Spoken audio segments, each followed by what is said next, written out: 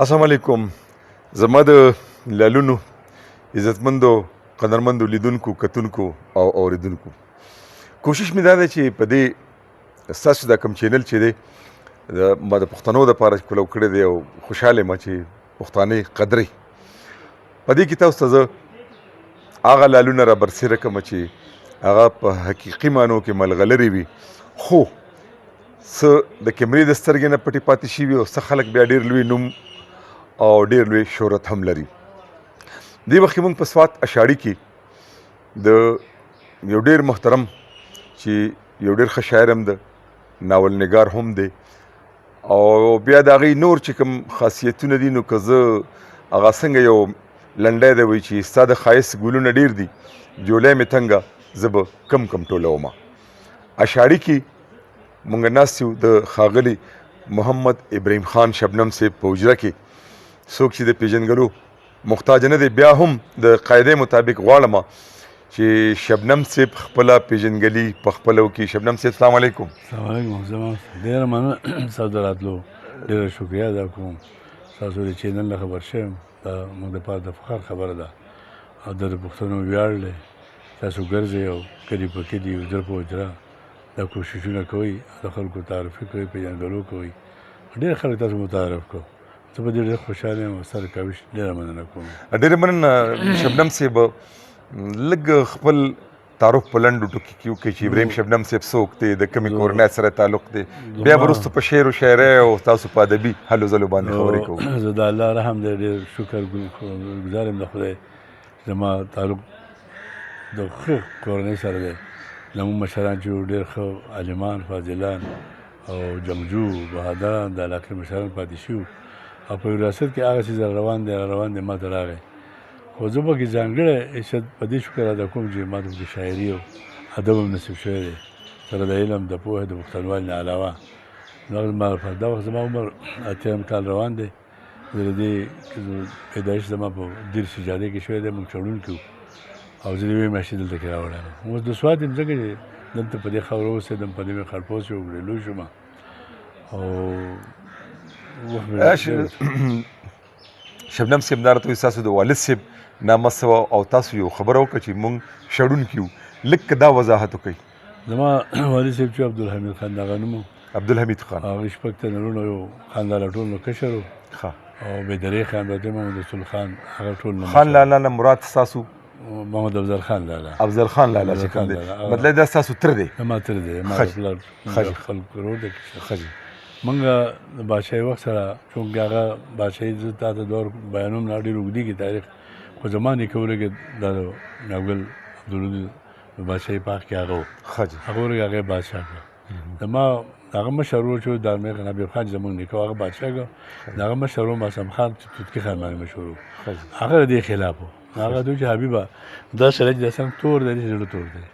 که دا چې بادشاه کړو نو په دې ځای نه به کډه وړی بیا به ځئ. هماغه خبره وشوه. هغې په دویم کال باندې زموږ د هغو سینالګي راغله او موږ دیر ته شړونکي شو. دا د کوم کال خبره ده؟ تقریبا زه د 1928 خو شو.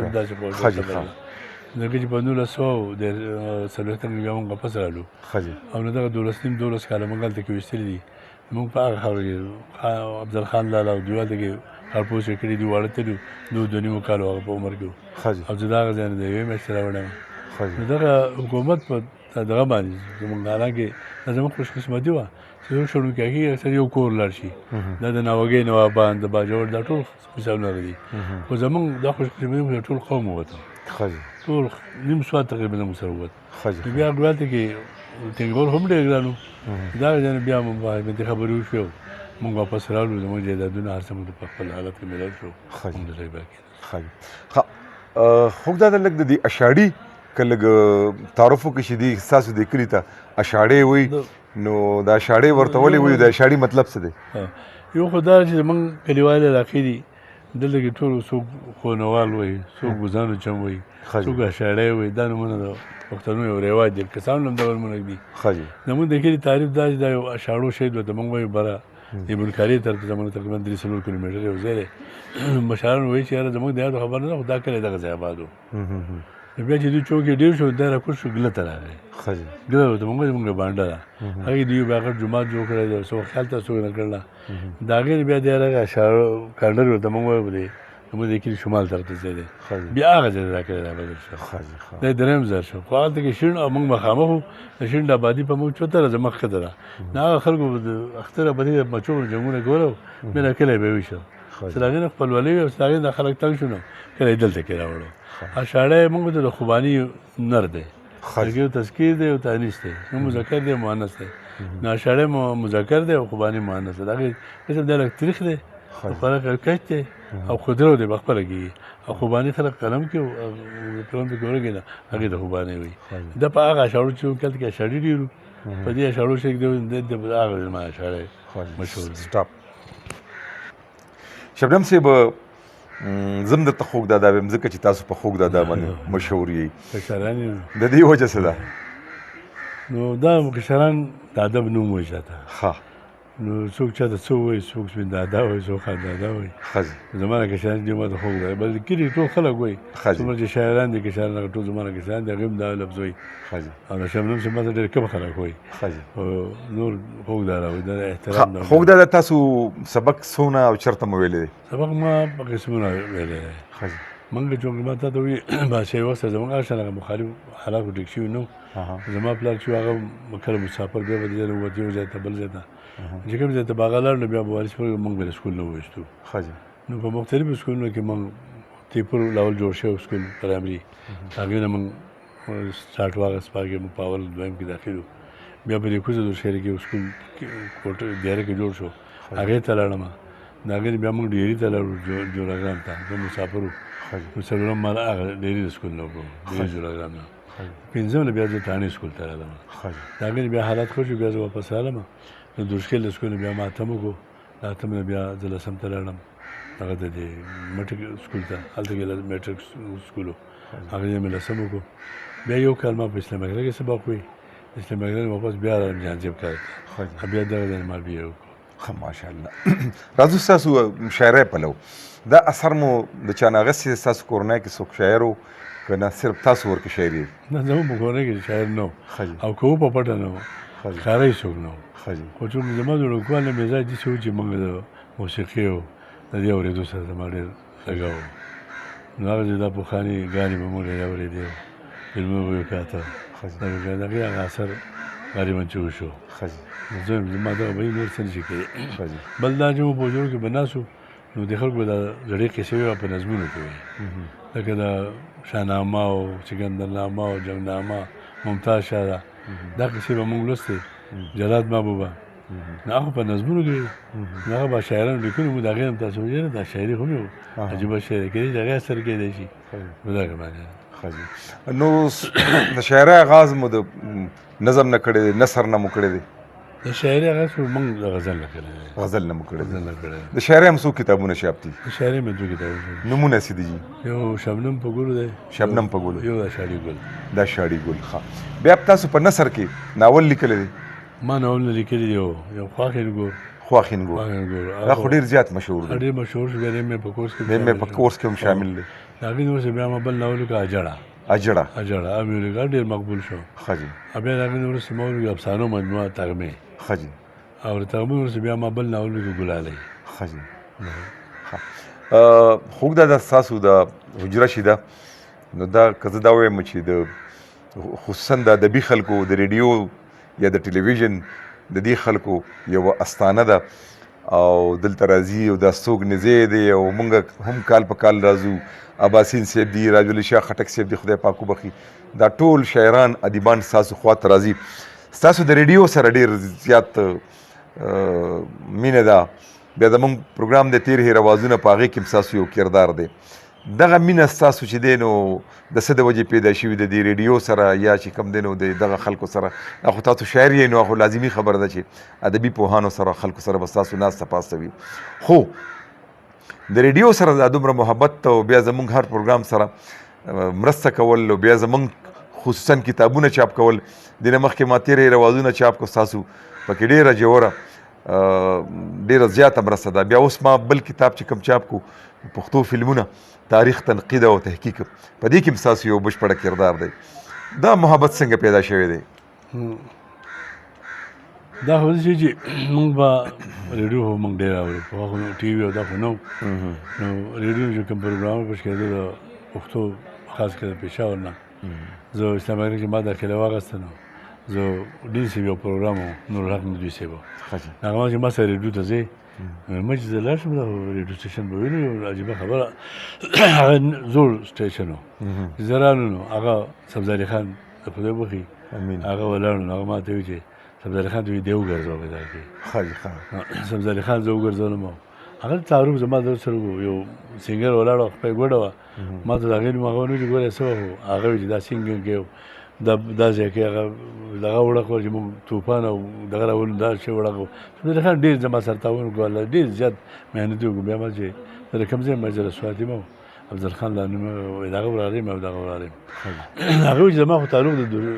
دورې او شیبر هم د خانانو سره دی هغه ورځ کې زموږ مخالفت و خو ما ته دا اظهارونه وکړو چې بس ما ډېر محترم خلک دی ډېر درانه خلک دی زما خپل دي نو د هغې وجې نه بیا ما ته یار چې دا ریډیو خو ما ولید نو خو موږ ته کور به شان ښکاره شو خلکو دومره احترام راکړه موږ وایي د ریډیو به څنګه ځو دا به څه کوي او څه باندې کېږي دا خبرې وکړې نو د هغې نه قدرتي ده ریډیو کې مینه نه خلک ناست وو اوس تاسو د شاعرانو ادیبانو خبره کړه چې اباسین دا ستاسو کور دی بېشکه بالکل ما همیشه داسې ګڼله تاسو ما له احترام راکړل هر سړي چې زه کوم ځای ته تړم تاسو ما ته خوږ ده د پلار په شکل او داسې کتلي دي ستاسو کشرانو ما له مینه راکړې ده نو چې یو سړی مینه مومي نو هغه مه کوي چې نفرت به خوږ ده. زه به دې وخت ما ته د خوشحال خان بابا یو شعر یاد شو چې د خوشحال د زړه د حال ننداره وکړه که د تخت پارته کینې هم ملنګ دی. ستاسو د دې هر څه د دې شته د دې جایداد د دې هر څه باوجود تاسو له خدای پاک یو هغه نعمت سرحدي ما ته په انټرویو کې یو خبره کړې وه چې غریب نیمه او عجز یمه نو دا عجزي او انکساري ستاسو بیا د مېلمنو دومره زیات مونږ کله نه کله زمونږ د ځان ورک شي چې خدای پاکه دا مونږ جوړ ډېر لوی خلک یو نو دا ستاسو عظمت دی. ستاسو خوږ دا په ریډیو ستاسو ډېر زیات کلامونه ریکارډ شوي دي. اندازه ده تاسو چې څونه کلامونه او تاسو چا به ویلي ستاسو دا کلامونه؟ زه به وایم خو تاسو د انکسارۍ او د خبره وکړه نو زه په هغې فخر کوم چې دا زموږ ټول خاندان یو عادت دی. هغې که موږ د علاقې مشران یو نو خلکو زموږ مشري راکړلی عزت یې راکړلی احترام یې راکړلی موږ هغو ته د بچو په شان زموږ مشران او موږ د ورونو په شان کتلي بیا تاسو غوندې خلک چې زه چېرته درشم تاسو دومره مینه ما ته راکړئ احترام راکړئ چې ما د خپل مېلمستوب بیا کم ښکاره شي او دا زه د فخر خبره نه ده زموږ د پښتنو عادت دی چې څوک د یو بل ځای ته ځي نو هغه به احترام ورکړي د مېلمنو قدر کړي خو بیا هم زه ستاسو مننه کوم چې تاسو هغه دومره اپریشیټ کوئ او دومره خوشحالي کوم هم دغه هغې په بدله عزت راکوئ. خوږ دا ما تپوس وکړو چې څومره کلامونه به ستاسو په ریډیو ریکارډ شوي؟ تاسو د کلامونو تپوس وکړو نو ما ته اوس یاد نه دي په خیال چې دوه غزلې زما د خیال محمد په اواز دي دوه د کشور چودان په اواز دي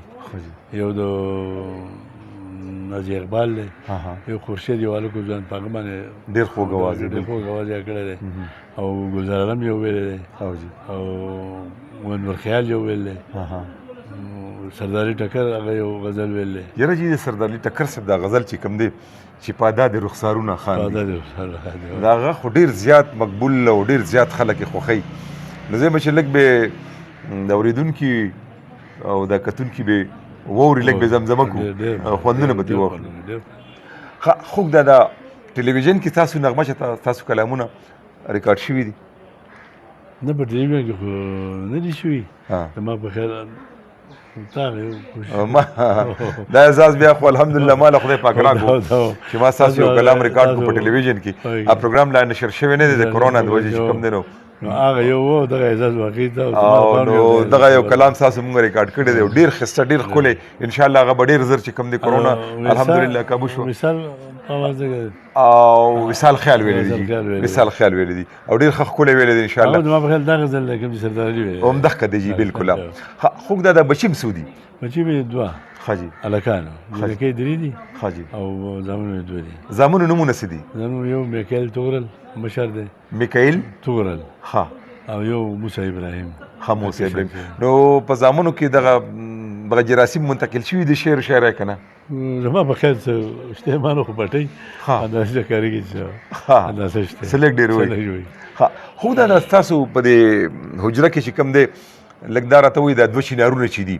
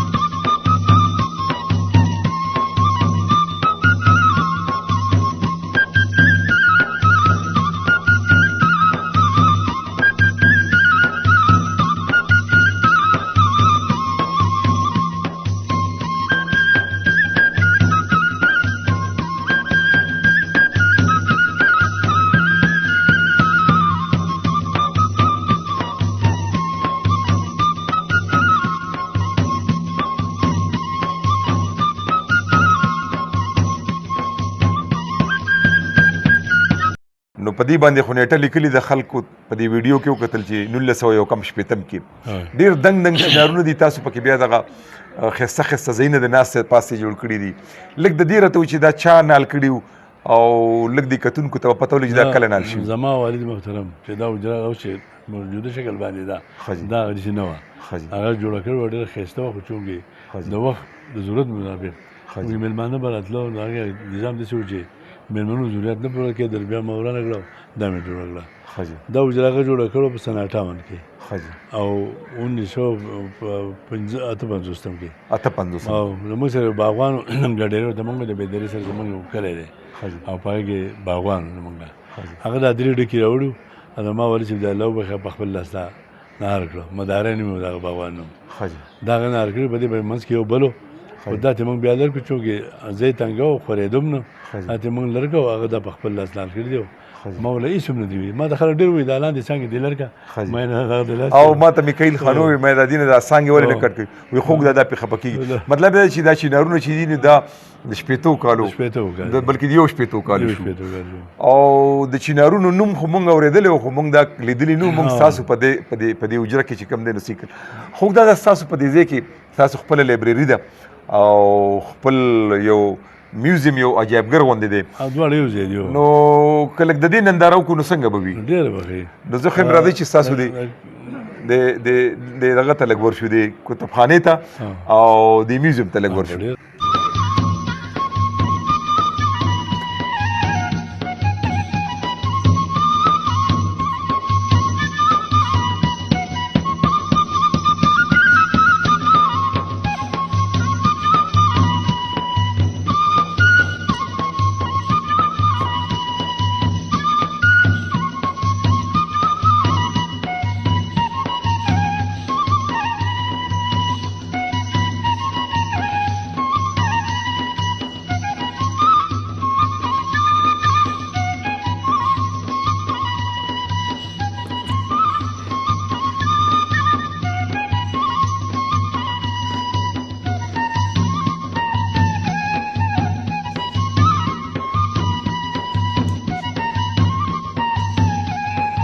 دا ماشاءالله ستاسو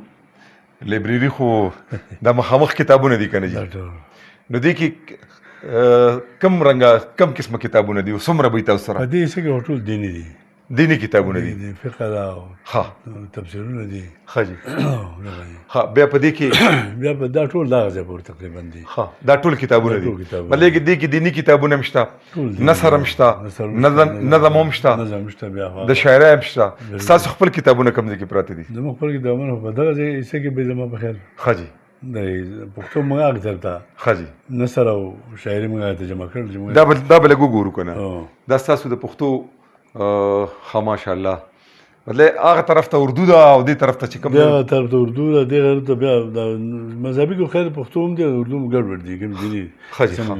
ها بیا دا ستاسو د پښتو دا ټوله دا دا ټول زړه شاعري نوې شاعري ها خو دا د دې کې ستاسو کتابونه کوم ځای کې پراته دي ما ته کوي ها ما دې معلومي ها چا به چرته خو دی هو خاص بیا بس تاسو کتابونه راواخلو خیر دی خو دا د راځو دې طرف ته دی وسلو طرف ته او نو دا خو ما ته خو دې پته لګي دا ما زوی کوي نو په کار دا چې مستعار شو هغه تاسو دا متعارف کی ها هغه ټول څه هغه خو دي دا ټول تاریخ اور څنګه د معلوم دي خاجي د دې میوزیم انچارج هغه دی خاجي ها بس په دې باغی سره خبرې تر خو دا دلته ما د لاندې د دې ته ما خیال چرخه وي چرخه وي په خا خزو بوډاګان خزو او دا په وړې به ورشلې ها تار به جوړو ها خو دا د دې کې ما دا دغلته د ککوړو د باجم سې کا تاسو سره چې کوم نه ما خیال چې دا ککوړې هم د سره شته کنه ککوړې سره ډېر شر دي باجم ډېر دي ها باجم د سره ډېر دي دوه دي چې دا چې خو دي خاجي بلې دا شوق هم تاسو لرئ بالکل ما تاسو وی موسیقي سره ما شوق او دا شوق چې کوم نه د بچو دی دا د بچو دی نو زه خو هم شیره لګ موسی خان سره یو څو خبرې وکړو د دې میوزیم په حواله باندې څنګه موسی خان د ابراهیم شبنم صاحب کشرې زوی دی تاسو نو مخکې میکائیل خان دی دا لایبرری هم دا میوزیم هم دی نو خو دا وی چې دا سيزونه چې دي د پخوانی وسلې د سلسله کې چې کم نه تاسو ته هغه معلومات درکول شي د دین مخکې راته یو خبرو کوي چې خوګ دا چې تاسو والد صاحب دی بطور والد صاحب څنګه انسان دی نو څه دا وی د ژوند حیات کول زما لپاره ګرانه خبره چې تاسو ته وایم هر سړي ته خپل پلار د ټولې دنیا نه غوره دی نو څه ووایو مطلب دا چې هغه مینه چې کومه خوږ دا درکړې ده تاسو ته که نه هغه نشي بیانېدی چې هغه په الفاظو کې نه بیانېږي خو دا د الله فضل دی چې د خوږ دا چې کومې نښې نښانې کومه خوږوالی او کوم مینه او کوم عاجزي او کوم انکساري ده هغه الله په تاسو کې میخي ده موسی خان دا راته وایي چې دا میوزیم چې دی تاسو لږ راشئ دلته دا چې دی دې کې دا وسلې چې دي نو دا چرته نه او د څونه زمانې دي د زمونږ خانداني دي تاسو خانداني دي ګفټ کړي دي ډېر زړې دا اوس دغه ټوپک چې دی نو خل 2.5-300 کاله زوړ وي دغه دا ولنې ټوپک دا ولنې ټوپک او جیو خاجي دا یو دا څه خو دا غوګینې دي دا غوګینې دي اترې نترې چې به وته او جیو دا پندزي دي خاجي او دغه پیته دی خاجي دا څه شي دي پیته دا پیته ټوپک دی خاجي بیا هغه چې دینه هم پټاک در دي خاجي توري دي دې طرف ته اول راځو کنه جی دا سيزونه چې دي دا دی المارای کې چې دا کم سيزونه دي او جیو دا چیلم نه په خوانه د چیلم نه د سپینو زرو دی خدا د سپینو زرو دی دا دې ته هغه هوکا وندي دا خو دغه د شیشه ورته وي ما خل چیلم هوکا خاصو کو ته هوکا وي دا لیمته دا لیمته دا بیا کوزي دي د پیتل دي خاجي په دې لاندې خانه کې دا سيزونه څه شي دي دا بنجو ده خدا بنجو ده دغه شمی دي خاجي پتنوس ته دا کڼاوي دي جی دا بتکې ده اجي دا کار نه بتلوغه وبو بکی وي خاجي خدي طرف ترازو جی دا وسلې شي پرتی دي او جیو دغه دا یو بند دي او دغه بګ دنباله پور ده خاجي دنباله پور ورته دا کم یو ته دنباله پور وي دا جی خدا دریم نمبر د دې خدا دریم نمبر او جیو هغه یو بند ده خاجي ته ما چلا دا زما خل پټاکدار وزد دویم نمبر ټوپک راوته ده خاجي په خوا به شي پکې دغه واچول بارود او یو پټاخه به ولګول دغه دی یو دا د نور حالت پراته دي خاجي دې طرف ترازو دا مخامخ دا سيزونه پراته دي جی دا موسیقي سره شغل تاسو لري او لرو پویګو پینو مخامخ دا جی ککوړو باجی پرتی دي بالکل جی دا د یو هغه دا دا مختلف د ککوړو باجی پرتی دي یو هغه دا خدا د کاونټه مختلف قسم پرتی دي او جو دا د مشرانو دي کلی مشرانو د خپل مشرانو ساغ دي خاجي بیا د خوګ د کتابونه لګراته خو شي دا غي کم کتابونه دي هغه کتاب څه د خوګ کتابونه خو دلته نشته هغه خطر لایبرری کې پراته دي خاجي دلته یو دوه چرته پراته یو دا ده خاجي دا د شاړي ګل او جو دا د شاړي ګل دی هغه مو سره خطر لایبرری کې پراته دي جی خاجي بو ګوري بیا جی ډیره مننه جی دا راته وایي چې د دې د لایبرری دا عجایبګر دی د دې پالنه د دې خصمانه دا تاسو کوئ. خوږ د زمانه بلکې ستاسو کتاب دی ځکه چې په دې کې هم ستاسو یو کردار دی د دې په چاپ کولو کې. دې کې د پښتو فلمونو پوره تاریخ دی پکې، د سینماګانو، د سټوډیوګانو، د اداکارانو انټرویوګانې دي پکې، موسیقاران او بیا چې کوم دی نو ډایرکټران، فلم سازان، بیا چې څومره فلمونه اوس پورې جوړ شوي دي د هغې فهرست دی پکې. نو تاسو لپاره ما څو کتابونه ستاسو د لایبررۍ لپاره راوړي دي، دا چې قبول کړئ. نو ډېر خوشحاله یم په دې تاسو اولنی کتاب تیر هیر هغه ډېر هیټ شوی او ډېر خلکو خوښ کړی و، زړو فنکاران مختلف. او دا به فلمونه د هندوستان یو سړی د لاهور کې خصوصي یو کتاب لیکلی انډیا سینما کې 90 سال هغه سره شته. نو هغه ډېر ښه کوشش کړی دی. دا چې په لنډ اواز کې 90 خو دا د پښتو د فلمونو 1560 فلمونه جوړ شوي دي، هېڅ تاریخ نشته. نو بس موږ یو کوشش کړی دی چې په دې کې دا خو زموږ سرمایه ده. دا بالکل دي، دا زموږ سرمایه ده. د فلمونو زموږ دي، اداکار زموږ دي، بدر مدیر زموږ ګاونډ بالکل دي. د سواد پکې یو غټ